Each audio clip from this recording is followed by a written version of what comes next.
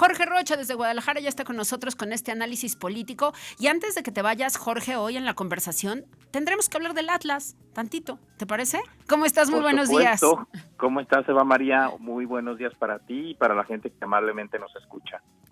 Jorge, a ver, Claudia Sheinbaum, este perfil particular, ¿sí? ¿Cómo va? Porque en las encuestas nos los pintan muy cerrados, pero las últimas decisiones que ha tomado Claudia sin duda no han sido fáciles y tampoco la han dejado bien parada.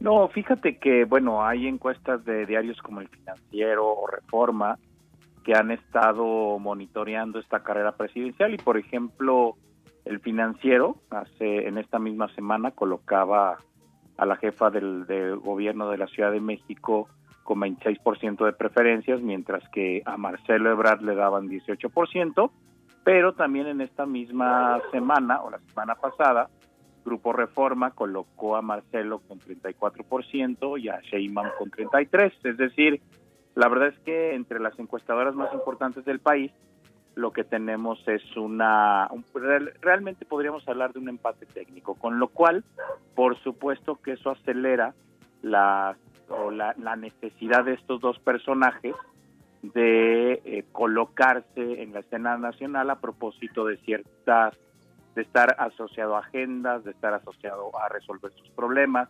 Eso lo vamos a ver de aquí prácticamente al 24, a los inicios del 24, cuando se estén definiendo las candidaturas presidenciales de los principales partidos políticos. Entonces, es algo que ya empezó y que no va a parar, porque creo que de estos dos, por lo que vemos, va a salir el candidato presidencial de Morena. Ahora, sobre las actividades, por supuesto que en este momento creo que a quien no le ha ido muy bien es a Claudia Sheinbaum, por lo que ya decías, o sea, el tema línea 12 se está convirtiendo en un problema para la jefa de gobierno, porque parece que por este dictamen que ya mencionabas, más bien se le tiene que atribuir la culpa de lo que sucedió a la actual gobernadora de esta entidad, mientras que precisamente por el escenario de la Cumbre de las Américas, Marcelo Ebrard empieza a tener un protagonismo muy importante. Entonces, en este momento, por ejemplo, yo diría que Marcelo tiene un escenario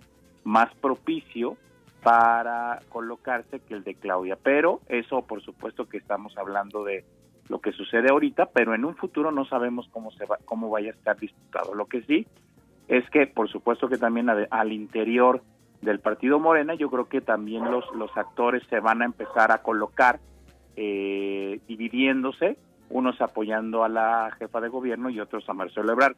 Ahora, también hay que decirlo muy claramente, Eva María, el presidente ha mostrado una leve preferencia por Claudia, eso también hay que decirlo. Justo eso te iba a preguntar, te iba a decir, ¿qué hay en la cabeza del presidente, no? A partir de lo que tú ves, de los rasgos que alcanza a detectar.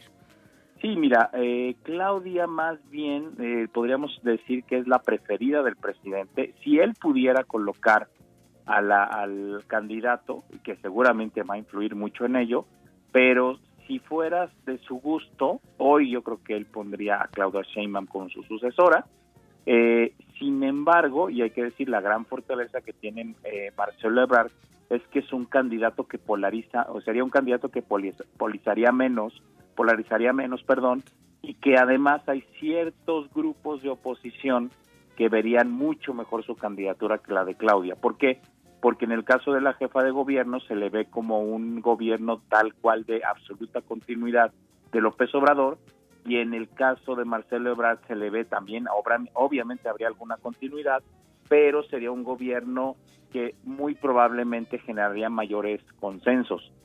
Creo que esa es al menos lo que hasta ahora nos han mostrado los actos políticos del presidente, esas son sus preferencias, y yo creo y estoy convencido que las elecciones que va a haber dentro de un mes, en junio, en el mes de junio de este año, van a ser muy importantes para ver cómo está la maquinaria electoral de Morena, porque si el partido del presidente llega a ganar de 4 a 5 gobernaturas, creo que eso fortalece la posición de Claudia Sheinbaum.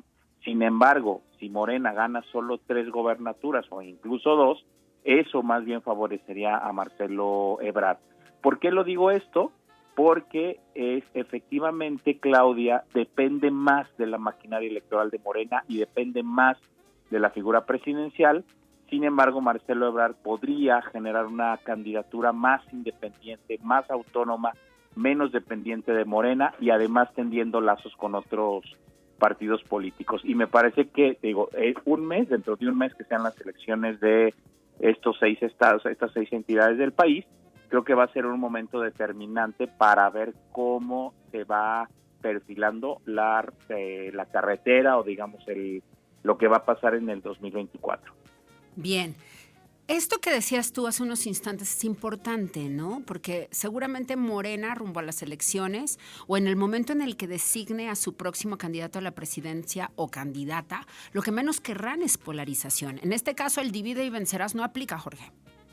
No, y yo creo que, fíjate, a la oposición al no tener hoy no tiene la oposición en este país un candidato claro, y yo francamente no creo que lo puedan construir en este tiempo que queda.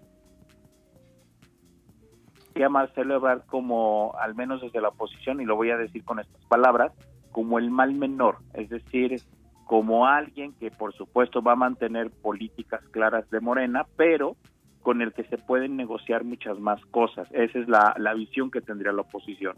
En el caso de Claudia se vería una posición más dura, muy similar y muy parecida a la del presidente. Por supuesto que veremos también un estilo de gobernar diferente, porque Claudia, ninguno de los dos, y hay que decirlo también muy claramente, no tienen el carisma que tiene el presidente López Obrador. Eso también hay que decirlo, es decir, no generan esta empatía tan grande que el presidente tiene con buena parte de la población, y entonces eso los hace depender más del partido Morena, que también hay que decirlo, María, pues es un partido que no termina de consolidarse y donde la lógica de las tribus internas sigue siendo muy, muy predominante. Pero me parece que precisamente Marcelo Ebrard, en este caso, creo que tendría mayores posibilidades de tejer, como dicen, alianzas adentro y afuera del partido del presidente de la República. Así es. A ver, hablemos un poquito acerca de una de las marcas pues mejor construidas a partir justamente de tan solo su mención, Luis Donaldo Colosio Riojas. Y entonces, esta es la esperanza para Movimiento Ciudadano, para poderse acercar, no solamente para hacer una gran campaña, porque parece ser que todo perfila que él va a ser el candidato, ¿no? A menos de que algo ocurra y, bueno, la vida política de Samuel García dé realmente una vuelta de timón de 180 grados. Pero si no, tendría que ser él o todo pinta para que sea él, ¿sí? ¿Qué tendría que estar pasando justamente desde Movimiento Ciudadano y desde este perfil político en particular para que realmente se vuelva competitivo y pueda darles una buena batalla a cualquiera de los dos candidatos de Morena que se puedan presentar en la boleta? Sí, fíjate, María, el tema de MC es muy interesante porque Luis Donaldo sí tiene un peso muy importante, sorprendente, habrá que decirlo en términos, por lo menos ahorita, de preferencias electorales. El gran problema que tiene MC es que quien controla el partido en realidad es Enrique Alfaro, no es ni Samuel García en este momento, ni tampoco Luis Donaldo Colosio, y Alfaro ha mostrado claramente una clara intención de ser el candidato del Partido Naranja.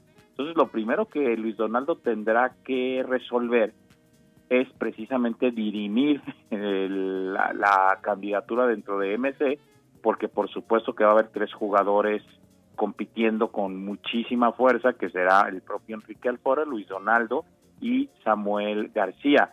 Y yo, de hecho, aunque por supuesto han tenido actos políticos donde se les ve juntos, pero es claro que empieza a haber un escenario de competencia y de contraste entre lo que está pasando en el estado de Nuevo León y lo que está pasando en el estado de Jalisco. Entonces, sí. Bueno, también hay que decir que Luis Donaldo es un político muy joven que perfectamente podría construir una candidatura, no acelerarse al 24, hacer una buena gestión en la ciudad de Monterrey que le podría dar muy buenos dividendos políticos y entonces realmente tener una posición mucho más ventajosa para el 2030. Pero lo primero que tiene que resolver es convencer a Alfaro y a Samuel García y estos dos políticos la verdad es que no se les conoce como No se les ve gente voluntad en este sentido. no se les ve como gente muy negociadora, la verdad. Claro, claro, pero Alfaro sigue teniendo expectativas, pese a que las encuestas siempre lo ponen en muy baja posición rumbo a la candidatura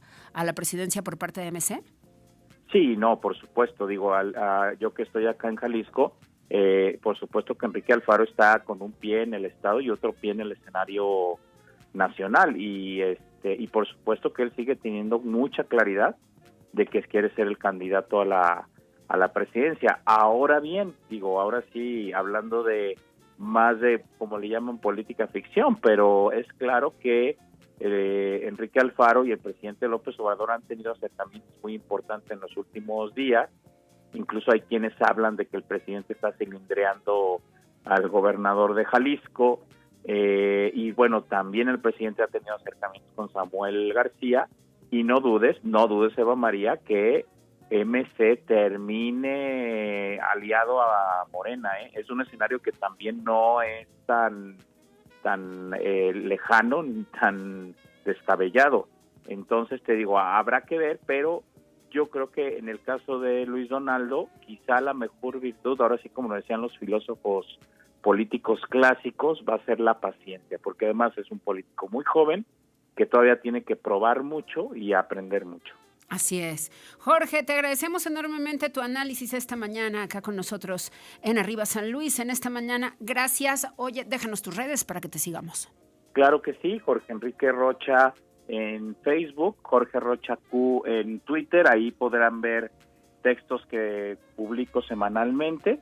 Y pues muchísimas gracias, Eva María, y yo espero que el día de mañana el Atlas consolide su ventaja contra Tigres y que lo veamos de nuevo en una final, cosa que para todos los atlistas va a ser algo completamente inédito. Ojalá que así sea. Jorge, te mando un abrazo, disfruta mucho el partido de mañana.